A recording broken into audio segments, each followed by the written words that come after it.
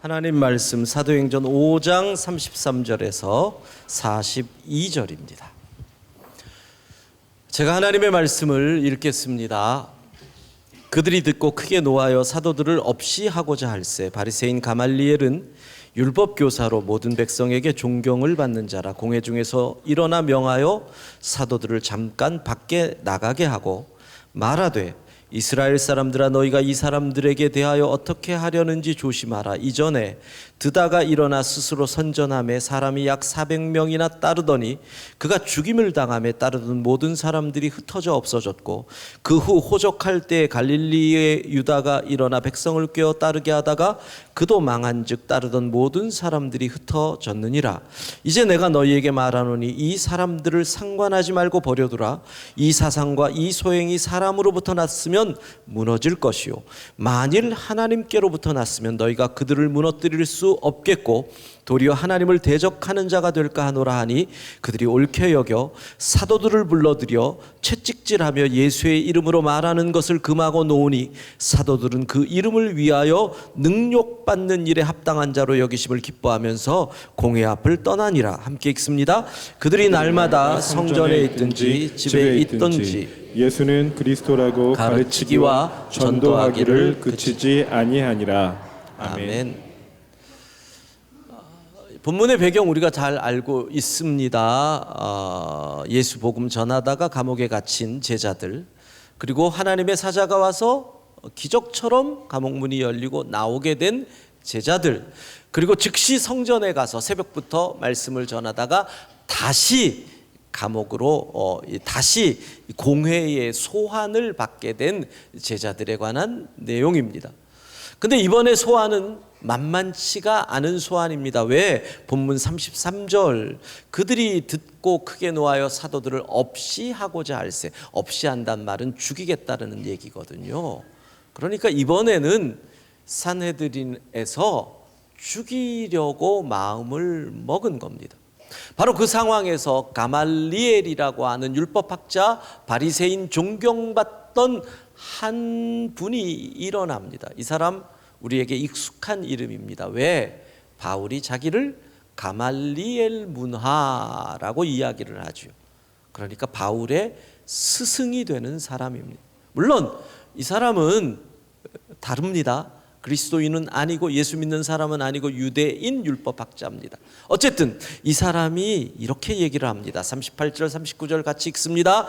이제 내가 너희에게 말하노니 이 사람들을 상관하지 말고 버려두라.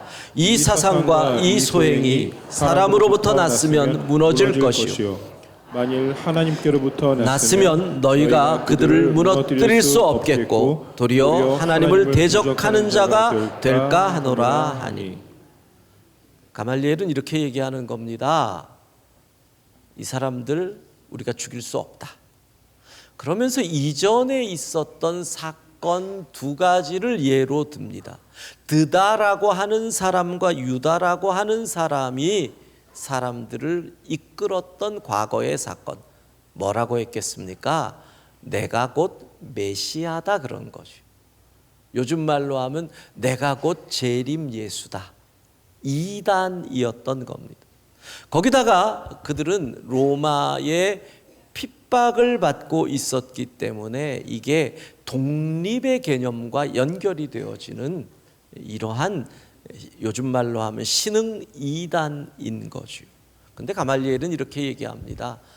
이 두 집단을 이끌던 드다와 유다가 죽으니까 그들은 뿔뿔이 흩어질 것이다. 하나님으로부터 났으면 그런 일은 안 생긴다. 즉 이것은 사람의 일이다. 마찬가지다. 이들이 메시아 예수를 이야기하나 사람으로부터 났으면 저절로 사라질 거니 우리가 여기서 이럴 이유가 없다. 사랑하는 성도 여러분, 2000년이 지나도 우리 주 예수 그리스도를 향한 믿음은 흔들리지 않고 더욱 굳건하다는 것은 이 믿음이 하나님께로부터 난 것인 줄로 믿습니다. 오늘 이 시대에도 드다와 유다와 같은 사람들이 많다는 것입니다. 역사 속에서 권신찬과 같은 구원파, 박태선과 같은 신앙촌, 문선명과 같은 통일교,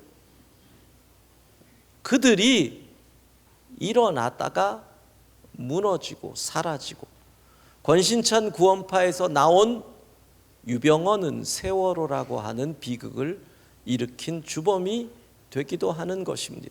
이단은 참 무섭습니다. 그래서 오늘 우리가 이 시대의 드다, 이 시대의 유다라고 할 수 있는 신천지에 관해서 배워보려고 합니다. 이 가운데 신천지가 있으면 가슴 뜨끔한 시간이 될 겁니다. 들을 때 좌우를 잘 살펴보세요. 뭔가 분위기가 이상하다 그러면 신천지일 확률이 있어요. 등록하고 오늘 이 강의 끝나고 다음 주에 안 나오는 사람도 문제가 있을 수도 있고 없을 수도 있겠지만, 지난 수요일에 우리 정성조 목사님이 신천지에 관한 말씀을 했는데 너무나 잘 정확하게 간략하게 말씀을 하셨어요. 근데 그날이 바로 폭우가 쏟아지던 날이었죠. 도봉이 589mm가 내린. 그러다 보니까 성도들이 많이 못 와서 너무 아쉬워서, 오늘 말씀이 또 드다와 유다 2단에 관한 말씀이라서 우리 교회 2단 전문가 갑자기 정성조 목사님께서 신천지가 어떤 것인지 이 시간 말씀을 전해주시고, 그리고 제가 나와서 마무리를 하려고 합니다. 정성조 목사님.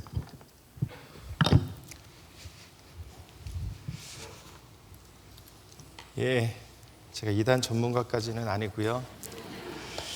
신천지의 정확한 이름은 신천지 예수교 증거장막 성전입니다. 교주 이만희는 자신을 육체로 온 보혜사라고 이야기하고, 자신을 믿어야 구원이 있다라고 말을 합니다. 그리고 과천 청계산에 건립한 장막 성전이 종말의 때의 구원의 장소다라고 그렇게 가르치죠. 또 신천지 신도수가 14만 4천 명이 되면 종말의 때가 이르러서 신천지 새 하늘과 새 땅이 도래한다라고 가르칩니다. 그런데 이 이만희는 자신에게 예수의 영이 임해서 요한계시록 10장에 나오는 책을 자기가 받아 먹었다라고 하고, 11장에 나오는 지팡이를 자기가 받았다라고 그렇게 이야기를 해요. 그래서 신천지인들은 구원을 예수 더하기 이만희를 믿어야 구원 얻는다고 생각합니다. 그런데 우리는 누굴 믿어요? 누가 빠졌어요? 우리에게 이만희가 빠져서 구원이 없다고 생각해서 그렇게 우리를 포교하려고 노력을 하는 겁니다. 그런데 자신에게 예수의 영이 임해서 책을 받고 지팡이를 받았다는 이 이만희의 말이 횡설수설입니다. 그 신천지에 나온 책자의 자료들을 보면요, 초기 신천지 내부 자료는 1980년 9월에 책과 지팡이를 받았다라고 하고요. 또 계시록 완전 해설이라고 하는 책에서는 1980년 봄에 책과 지팡이를 받았다. 또 신 동그라미 교리 반증 자료라고 하는 그 책이 있는데, 거기서는 1979년 가을에 받았다. 또 천지창조라고 하는 책자에서는 1980년 초에 받았다. 여기서는 1980년 가을, 저기서는 1980년 봄, 또 다른 데서는 1979년 가을. 도대체 언제 정확히 이만희는 책을 받아먹은 걸까요?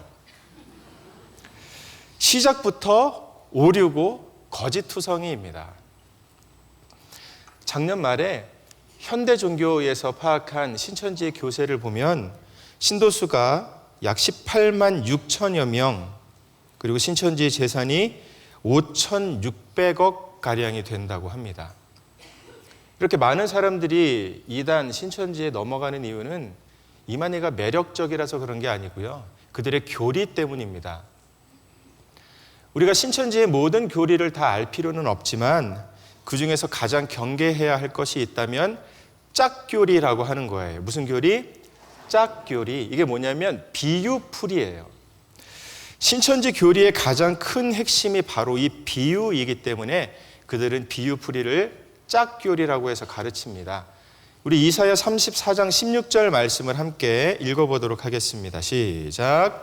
너희는 여호와의 책에서 찾아 읽어보라. 이것들 가운데서 빠진 것이 하나도 없고 제 짝이 없는 것이 없으리니 이는 여호와의 입이 이를 명령하셨고 그의 영이 이것들을 모으셨습니다. 신천지는 이 구절을 근거로 해서 자 봐라, 여호와의 책에 봐라, 짝이 없는 것이 없지 않냐. 하나님의 말씀은 다 짝이 있다. 그렇기 때문에 말씀은 말씀으로 풀어야 한다라고 가르쳐요. 물론 말씀은 말씀으로 푸는 것이 맞기는 한데 이 신천지가 이 구절을 대하는 매우 큰 두 가지의 오류가 있습니다. 첫 번째 오류는 신천지에서 비유풀이의 근거로 사용하는 이 이사야 34장 16절 말씀에 등장하는 짝이 하나님의 말씀의 짝이 아니에요. 이 구절의 앞뒤 문맥을 살펴보면 이 말씀은 이스라엘을 괴롭히는 에돔에 대한 하나님의 심판의 말씀입니다. 내가 에돔 땅을 더 이상 사람이 살지 못하는 짐승들만 거하는 땅이 되게 하겠다라고 하나님이 말씀하시는 거예요. 우리 16절보다 조금 앞선 이사야 34장 8절, 9절 같이 한번 읽어보도록 하겠습니다.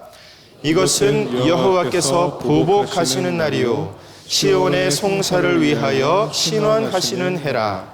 에돔의 시내들은 변하여 역청이 되고 그 티끌은 유황이 되고 그 땅은 불붙는 역청이 될 것입니다. 에돔 땅이 불붙는 역청과 같아서 사람이 거주하지 못하는 땅이 되고 그 뒤에 등장하는 말씀들을 보면 당아새, 고슴도치, 부엉이, 승냥이 등의 들짐승들만 사는 땅이 될 것이다 라는 말씀이에요.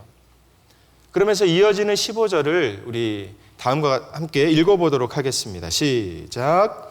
부엉이가 거기에 깃들이고 알을 낳아가서 그 그늘에 모으며 솔개들도 각각 제 짝과 함께 거기 모이리라. 바로 이어 등장하는 16절이 짝교리의 근거가 되는 말이거든요. 이제 눈치가 좀 빠르신 분들은 16절의 짝이 어떤 짝을 의미하는지 다 눈치채셨을 거예요. 무슨 짝이에요? 짐승의 짝이에요. 짐승의 암컷과 수컷이에요. 그래서 히브리어 원어도 이 짝에 해당하는 의미가 암컷, 여자친구라는 뜻을 가지고 있어요. 그래서 새번역 성경은 이 구절을 다음과 같이 번역합니다. 주님의 책을 자세히 읽어보아라. 이 짐승들 가운데서 어느 것 하나 빠지는 것이 없겠고 하나도 그 짝이 없는 짐승은 없을 것이다. 짐승의 암수, 짐승의 짝을 하나님의 말씀의 짝이라고 가르치는 것이 신천지 짝교리의 제일 큰 오류입니다. 신천지 짝풀이의 두 번째 오류는 막무가내로 그냥 단어들을 막 연결하는 거예요. 신천지에서 비유를 어떻게 푸는지 예를 하나 들어서 한번 설명해 보도록 하겠습니다. 마태복음 13장에 나오는 겨자씨 비유를 가지고 씨, 밭, 나무, 새라고 하는 그 키워드를 가지고 짝풀이를 하는데 자 한번 볼게요. 우리 마태복음 13장 31절 32절 먼저 읽어보겠습니다. 또 비유를 들어 이르시되 천국은 마치 사람이 자기 밭에 갖다 심은 겨자씨 한 알 같으니 이는 모든 씨보다 작은 것이로되 자란 후에는 풀보다 커서 나무가 되매 공중의 새들이 와서 그 가지에 깃들이느니라. 신천지는 이 구절을 다음과 같이 가르쳐요. 자, 천국이 뭐라 했습니까? 밭에 심은 겨자씨입니다. 자, 그러면 씨는 성경은 무엇이라고 말할까요? 누가복음 8장 11절에 보니까 씨는 말씀입니다.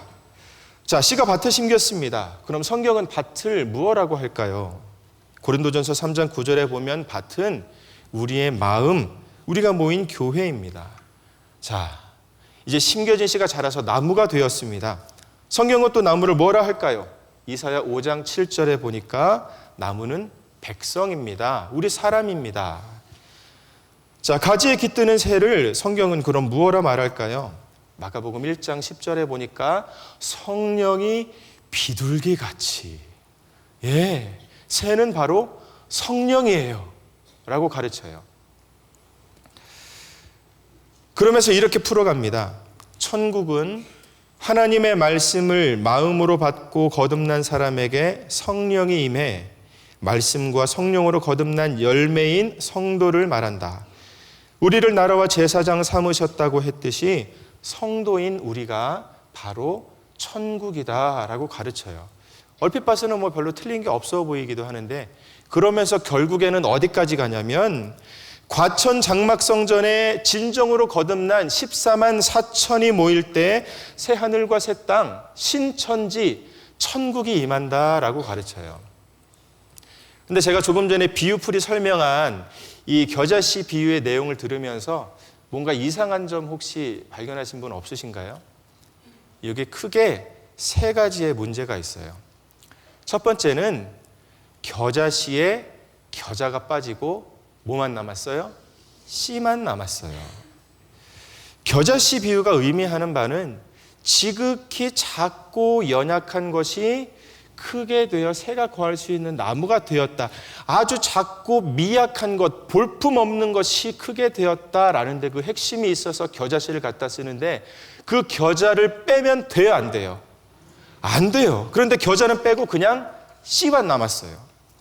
두 번째 문제, 씨가 말씀이다라고 인용한 성경 구절이 누가복음 8장 11절인데, 여기서의 씨는 마태복음 13장과 달리 그냥 돌밭, 길가, 가시밭, 좋은 땅에 떨어진 그 씨를 의미하는 거예요. 전혀 다른 의미에서 사용된 거죠. 이게 씨라고 다 같은 씨가 아니에요. 에이씨.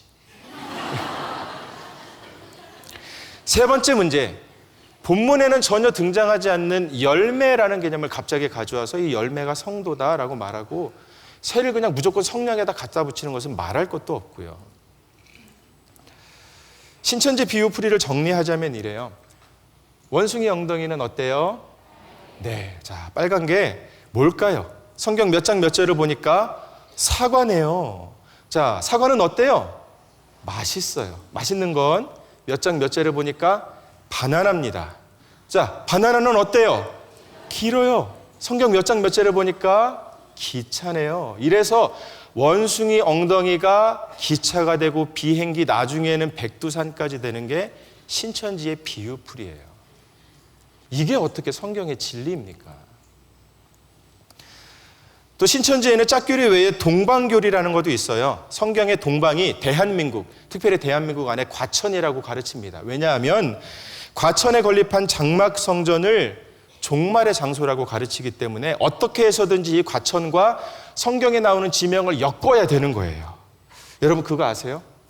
아기 예수님을 찾아갔던 동방 박사가 경기도 과천 출신의 한국인 박사들이었어요. 웃기죠? 그런데 이 말도 안 되는 것들에 현혹이 된다는 데가 문제입니다. 우리 이어서 신천지의 포교 활동도 살펴보도록 하겠습니다. 크게 4가지가 있는데 최근에는 한 가지가 더 늘어서 5가지가 됐어요. 첫 번째는 복음방입니다. 복음방은 비밀 개인 공부예요. 기본적으로 3명이 모여요. 바람잡이, 그 다음에 강사, 그리고 뭣도 모르고 끌려가는 학생. 이 바람잡이가 마치 천사와도 같아요. 평소에 연락이 없다가 갑자기 어느 지인한테 연락이 와서 우리 밥 먹자, 커피 마시자, 갑자기 잘해주면 혹시까지만 하시면 돼요.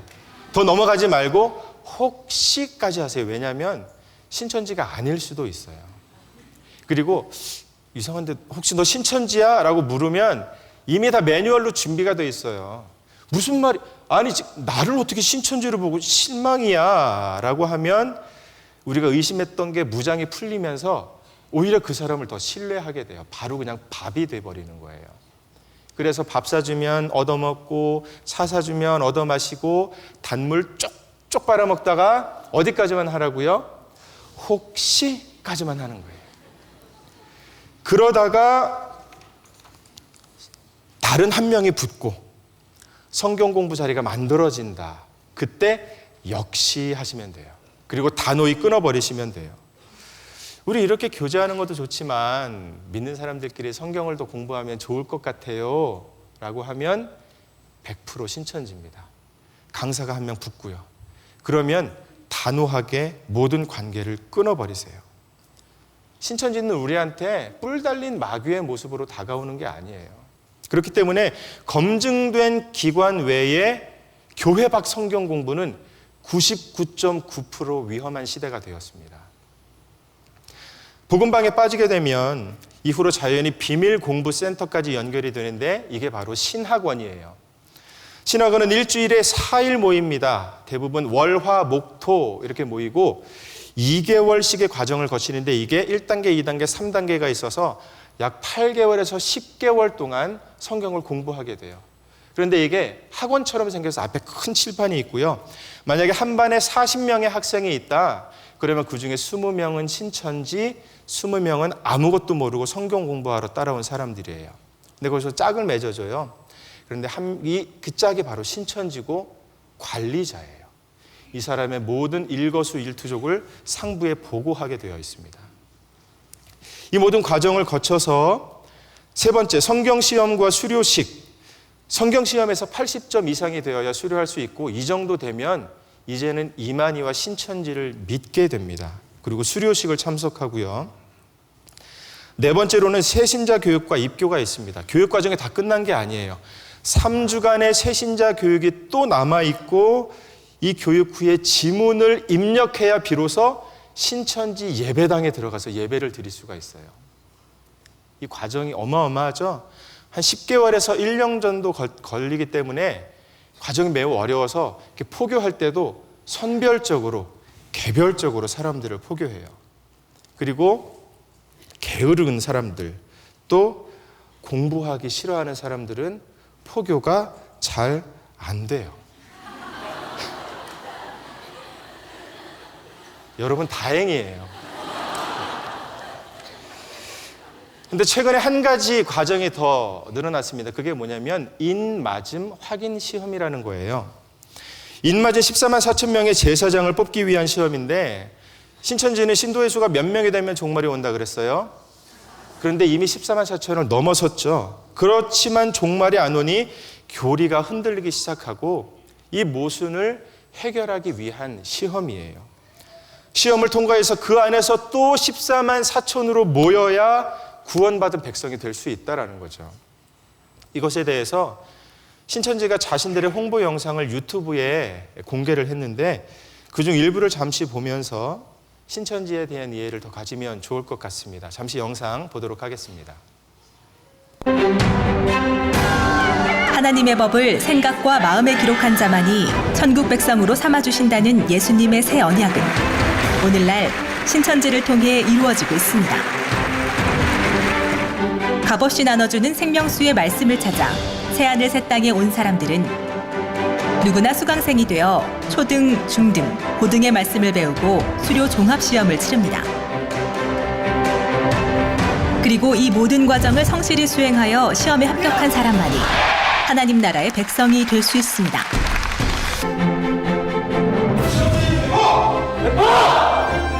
인류 최고의 진리로 제사장을 준비하는 천국 고시인 만큼 경건하고 엄숙한 분위기 속에 시험지가 배포되었습니다. 오와 열을 정확히 맞춘 성도들의 모습은 질서와 체계를 갖춘 거룩한 하늘 조직과 같습니다. 하나님의 말씀으로 이루어진 시험지가 한 사람 한 사람에게 전달되자 드디어 지켜야 할 새 언약 이행 시험이 시작되었습니다.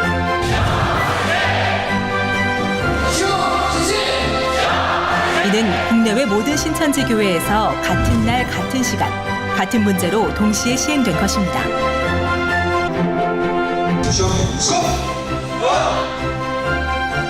시험 응시 시간인 1시간이 지난 후 흐트러짐 없는 정숙함 속에 답안지 제출이 이루어졌습니다.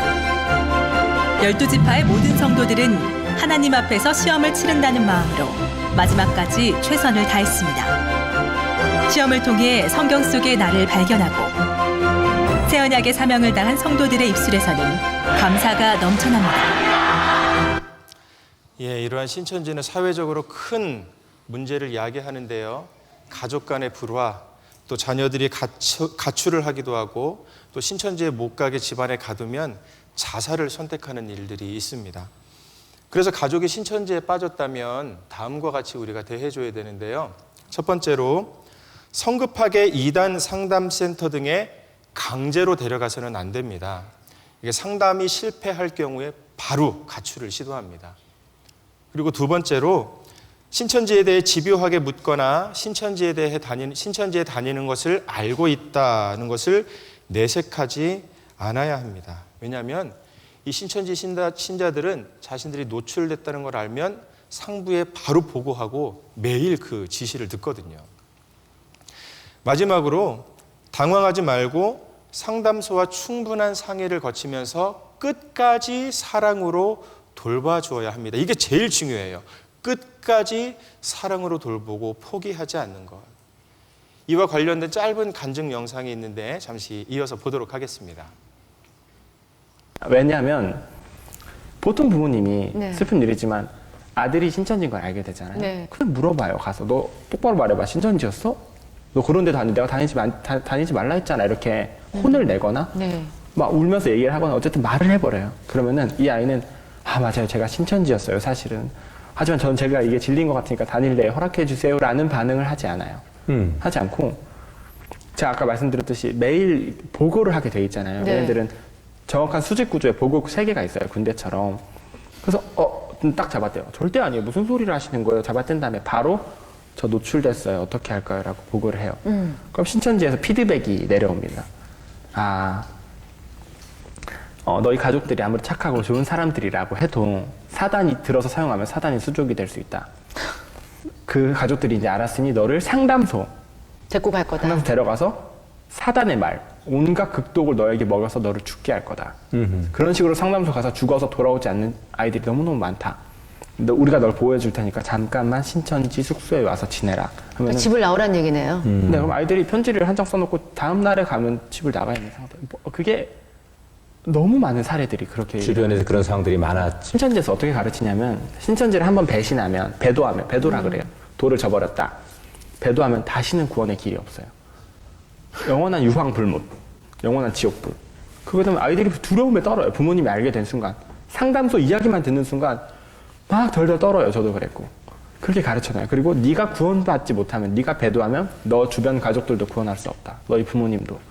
이런 식의 치졸한 어떤 말하자면 영혼을 가지고 버린 인질극을 벌이면 네. 아이들이 그 상황이 돼서 부모님이 그렇게 우시는데 저를 붙잡고 많이 우셨어요. 그렇게 마음이 찢어지는데도 신천지를 놓을 수가 없게 돼요. 어떻게 상담을 받게 되신 거예요? 상담 받으신 거예요? 그렇게 저항을 했다가 이제 연락도 끊어지고 네. 몇 날 며칠을 간 상황에서 제 생일이 왔어요. 제 생일이 와서 저희 어머니가 잠깐 나갔다 오시니 케이크를 들고 들어오시는 거예요. 네. 그래서 저 케이크가 들어오는 순간을 잊을 수가 없는데 왜 잊을 수 없는지 궁금하신 분들은 유튜브에 김강림 저 청년의 이름을 치면 새롭게 하소서에서 간증한 전체 영상이 있으니까 여러분 도움 많이 받으실 수 있을 겁니다. 이제 마지막으로 신천지 예방법에 대해서 같이 살펴보도록 하겠습니다. 그리고 먼저 신천지의 특징을 알아야 되는데요. 첫 번째로 신천지는 한글 개역판 성경만 봅니다. 왜냐하면 교리를 만들 때 한글 개역판에 있는 단어를 막 짜집기 해가지고 자기들의 교리를 만들었기 때문에 다른 번역의 성경본을 보면 단어가 달라져서 뜻풀이를 할 수가 없어요. 비유풀이를 할 수가 없어요. 교리가 막 엉키게 되는 거예요. 그래서 개역 개정판, 영어 성경, 다른 버전의 성경을 못 보게 해요. 그렇다고 신천지가 한글 개역판만을 본다는 거지 한글 개역판을 보는 모든 사람들이 신천지다라는 소리는 아니에요. 괜한 오해는 금물이고요. 두 번째로 정보의 바다인 인터넷을 선악과로 가르칩니다. 인터넷이 선악과야? 그러면 100% 신천지예요. 존 칼빈, 엘리야, 세례 요한 위대한 하나님의 사람들을 배교자로 가르칩니다. 그래야 이만희가 이긴 자가 되는 거거든요. 대책이 있다면 아까도 말씀드렸지만 검증된 기관 외에 교회 밖 성경 공부는 절대 금지입니다. 그리고 예방교육과 경계심을 투철하게 해야 하고 또 교회의 투명성을 회복해야 합니다. 무엇보다 신천지는요, 교회나 목회자들에게 불만을 가진 사람들에게 주로 접근해요. 걸면 바로 넘어지거든요. 신천지 추수꾼 활동, 산옮기기 그런 거 들어보셨죠? 조그만 교회 통째로 먹어버리는 거. 저희 같은 대형 교회는 산옮기기가 불가능하지만 대신 분열과 혼란은 충분히 야기할 수 있습니다. 교회 안에 성도로 조용히 들어와서 정보를 빼가고 자기가 활동하지 않고 교회 밖에 포교하는 사람에게 그 정보를 줘요. 그래서 그 사람이 접근하는데 10중 8구 넘어갑니다. 또는 교회의 교적부, 요람 등의 정보를 넘겨받은 사람이 제3의 인물이 우연을 가장해서 전화를 하거나 길거리에서 만나나 그래요. 혹시 영광교회 집사님? 네, 맞아요. 역시 내가 오늘 새벽에 기도를 하는데 어서 많이 본 얼굴가 이렇게 떠올랐는데 그게 집사님이었네요. 너무 근심 걱정이 많아 보여서 내가 눈물로 기도했어요. 우리 이렇게 만났는데 이야기 좀 합시다. 그러면 이미 그 배경을 알고 있잖아요. 그러니까 무당 같아요. 다 이미 들은 내용들을 얘기하면서 무슨 문제가 있는, 하나님이 나에게 알려주셨다라고 거짓말하면서 확 잡아들여요. 이것도 열의 9은 넘어갑니다. 특히 요즘처럼 초상권이 법적으로 문제가 있는 시대에 교회 요람이나 사진첩을 만드는 것에는 굉장히 많은 지혜를 필요로 합니다. 늘 우리가 조심하고 경계해야 해요. 이제 정리하도록 하겠습니다. 구원은 이만희가 아닌 오직 예수 그리스도에만 있는 줄 믿습니다. 말씀 위에 굳게 서서 바른 기준을 가지고 신앙을 지켜나가는 우리 모두가 될 수 있기를 간절히 소망합니다.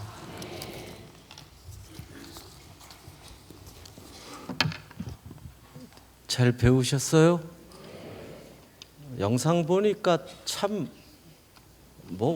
여러분 이런 걸 우리는 미혹됐다라 그러는 거예요. 신천지가 나하고는 상관없는 것 같은데 그 파릇파릇하고 똑똑해 보이는 젊은이들이 거기에 모여서 아니 세상에 시험을 1시간을 무릎을 꿇고 보는데 부모 앞에서는 1분도 무릎 꿇고 앉지 못하는 그런 이 사람들이 1시간을 그러고 있어도 거기서 감격하는, 이게 미혹된 거예요. 그러지 않으면 이게 불가능하거든요.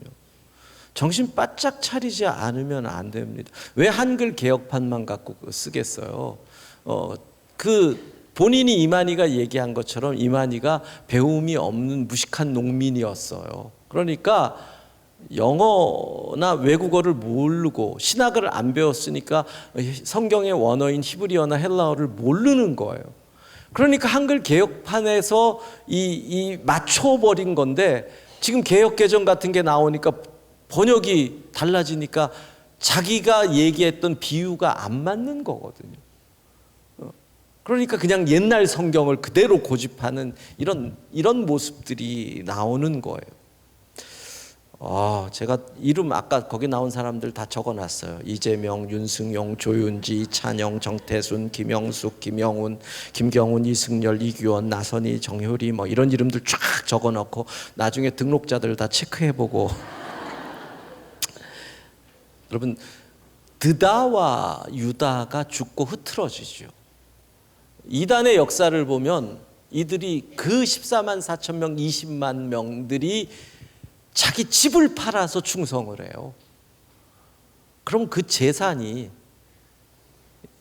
또 다른 이단인 안상홍 증인의 하나님의 교회는요, 캐시가 1조 이상을 현금을 가지고 있다. 왜?